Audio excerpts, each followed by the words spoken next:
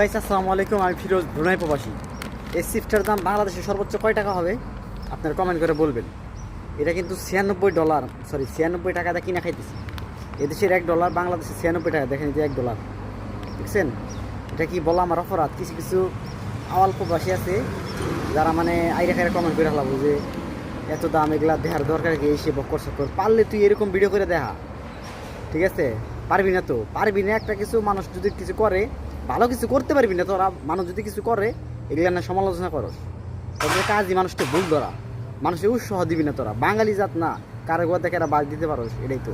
বিদেশিরা কিন্তু চায় যে সবাই জানি বড় হয়, উপরে উঠতে চাইলে হেল্প করে। আর বাঙালি জাতে মনে খারাপ, বিশেষ করে প্রবাসী যারা আছে, কিছু কিছু মানুষ, সব প্রবাসী না, কিছু কিছু মানুষ মানে খালি এক বাংলার গোয়া আরেক বাংলা বাস দিবে। যেমন এই ভিডিও বানাই, এই ভিডিও মতো সমস্যা আইরে খারাপ ভুলভাল খারাপ